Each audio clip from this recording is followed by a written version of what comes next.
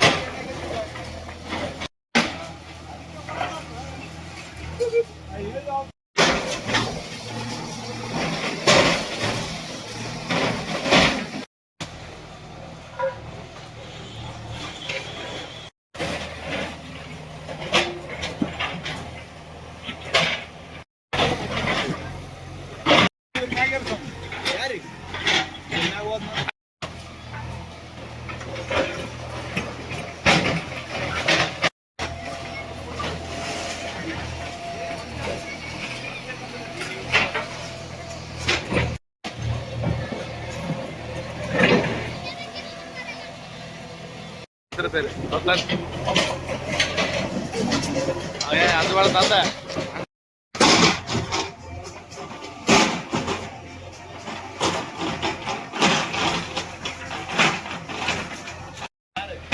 ಗ್ರಾಮಕ್ಕೆ ಬಂದಿರ್ತಾರೆ ಉಮೇಶ್ ಅಣ್ಣವರು.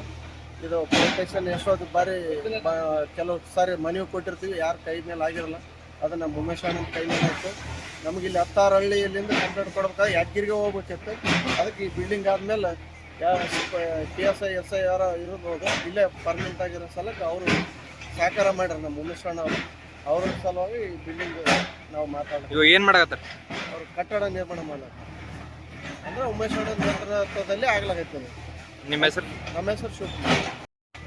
ಉಕ್ಕಡ ಪೊಲೀಸ್ ಠಾಣೆ ಯರಗೋಳ ಇಲ್ಲಿ 10,000 ಜನಸಂಖ್ಯೆ ಹೊಂದಿರತಕ್ಕಂಥ ಒಂದು ಗ್ರಾಮ ಇದ್ದು, ಇದು ನಿಜಾಮರ ಕಾಲದಲ್ಲಿ ಈ ಒಂದು ಉಕ್ಕಡ ಪೊಲೀಸ್ ಠಾಣೆ ನಿರ್ಮಾಣಗೊಂಡಿತ್ತು. ಎಷ್ಟು ಒಬ್ಬರು ASI ಸ್ಟಾಫು 4 ಸಿಬ್ಬಂದಿಗಳಿದ್ದಾಗ ಮಳೆ ಬಂದಾಗ ನೀರು ಸೂರಿ ಅವರು ರಾತ್ರಿ ಸಮಯದಲ್ಲಿ ಊರಿಗೆ ಹೋಗೋಂಥ ಸಂದರ್ಭದಲ್ಲಿ ಉಮೇಶ್ ಮುದ್ನಾಳ್ ಸರ್ ಪೊಲೀಸ್ ಸಮಾಜದ ಅಧ್ಯಕ್ಷರು ವೀಕ್ಷಣೆ ಮಾಡಿ ಸಂಬಂಧಪಟ್ಟ SP ಅವ್ರಿಗೆ ಮಾತಾಡಿ ನಮ್ಮ ಇಲ್ಲಿ ಈ ಭಾಗದಲ್ಲಿ ಮಿನಿಮಮ್ 10,000 ಜನಸಂಖ್ಯೆ ಹೊಂದಿರತಕ್ಕಂಥ ಗ್ರಾಮ, ಇಲ್ಲಿ ಗ್ರಾಮ ಉದ್ಧಾರ ಆಗಬೇಕಾದ್ರೆ ಪೊಲೀಸ್ ಠಾಣೆ ಬದ್ಧವಾಗಿರಬೇಕು, ವ್ಯವಸ್ಥೆ ಬದ್ಧ ಇರಬೇಕು ನಿರ್ಮಾಣಗೊಂಡು ಸಂಬಂಧಪಟ್ಟ SP ಅವ್ರಿಗೆ ಮಾತಾಡಿ ಕೇಸಿ ಅವರ ಮಾತಿಗೆ ಗೌರವ ಕೊಟ್ಟು ಈ ಡೆಮೊಲೇಷನ್ ಮಾಡ್ತಾ ಇದ್ದಾರೆ. ಡೆಮೊಲೇಷನ್ ಮಾಡೋದಕ್ಕಿಂತ ಅತಿ ಶೀಘ್ರದಲ್ಲಿ ಈ ಒಂದು ಉಕ್ಕಡ ಪೊಲೀಸ್ ಠಾಣೆ ಮಾದರಿಯಾಗಿ ನಿರ್ಮಾಣ ಮಾಡಬೇಕಂತೇಳಿ ಈ ಮನವಿ ಮಾಡಿಕೊಳ್ತೀನಿ. ಶಿವರಾಜ್ ಬಿ ಮನೆಗಾರ್, ಯರಗೋಳ್. ನಮಸ್ಕಾರ.